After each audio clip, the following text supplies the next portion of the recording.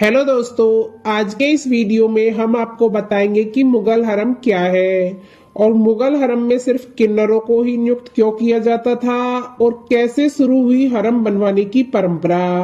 आइए दोस्तों वीडियो को शुरू करते हैं। लेकिन दोस्तों आगे चलने से पहले यदि आपने अभी तक हमारे चैनल को सब्सक्राइब नहीं किया है तो प्लीज सब्सक्राइब कर दीजिए। चलो वीडियो शुरू करते हैं। हिंदुस्तान पर कई सालों तक कई बादशाहों या फिर राजाओं का राज रहा, लेकिन इस दौरान कई वंशज रहे जिनकी हुकूमत को आज भी याद किया जाता है, जैसे मुगल साम्राज्य आदि।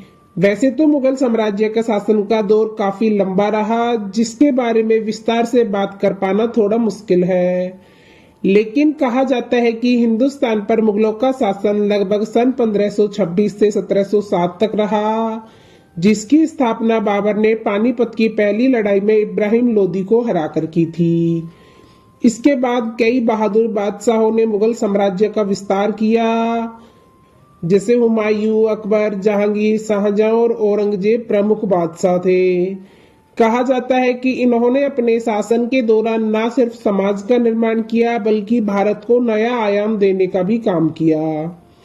इसीलिए कई लोग मुगल शासन और मुगल शासन से जुड़ी चीजों को जानने में रुचि रखते हैं, खास तौर पर मुगल हरम। इसलिए आज हम आपको मुगल हरम और उससे जुड़ी कुछ रोचक बातें बताने वाले हैं। मुगल काल में जिस कमरे में खास महिलाएं या फिर बेगमें रहा करती थी उसे हरम कहा जाता था, यानी आसान शब्दों में महल में शाही महिलाओं के लिए रहने की अलग से व्यवस्था या फिर कमरों को हरम के नाम से जाना जाता था।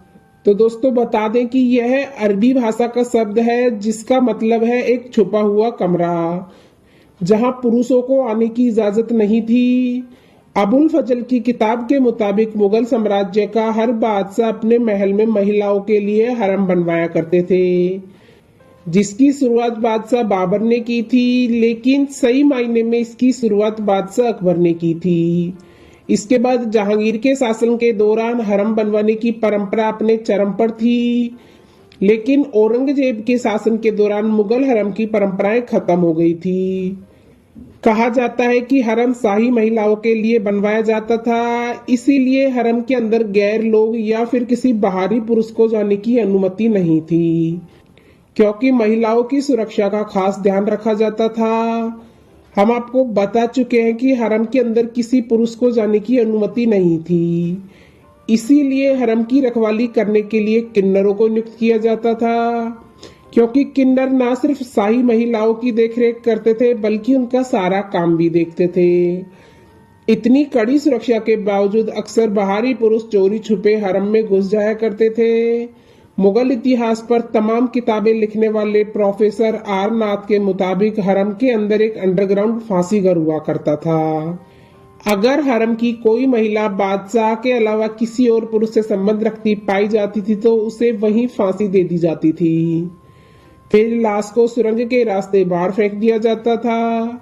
मुगल बादशाह हरम में घुसने वाले बाहरी पुरुषों के साथ क्या करते थे, इसको एक और उदाहरण से समझ सकते हैं।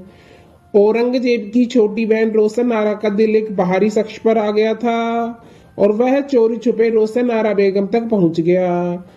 राजकुमारी ने उस युवक को कई दिन तक हरम में छिपा कर रखा। इसके बाद अपनी सेविकाओं से उसे सुरक्षित बाहर निकालने को कहा। रात के अंधेरे में सेविका उसे महल के अंदरूनी हिस्से में छोड़कर भाग गई। सुबह उसे सुरक्षा कर्मियों ने पकड़ लिया और औरंगजेब के सामने पेश किया। युवक को पता था कि अगर उसने हरम में घुसने की बात मान ली तो फौरन मारा जाएगा। उसने झूठ बोला कि वह नदी किनारे से किले की दीवार पर चढ़ गया और शाही महल तक पहुंचना चाहता था। औरंगजेब ने उससे कहा कि वह जिस तरीके से किले के अंदर घुसा था उसी तरीके से नीचे उतरे। युवक को दीवार पर ले जाया गया और वह नीचे उतरता इससे पहले ही हरम के किन्नरों ने उसे 60 फीट ऊंची दीवार से नदी में फेंक दिया। तो दोस्तों आपको यह वीडियो और वीडियो में दी गई जानकारी कैसी लगी प्लीज कमेंट बॉक्स में जरूर बताना, और ऐसे ही ऐतिहासिक वीडियोस देखने के लिए हमारे चैनल को सब्सक्राइब करना ना भूलें। चलो मिलते हैं नेक्स्ट वीडियो में, जब तक के लिए अपना ख्याल रखना। धन्यवाद।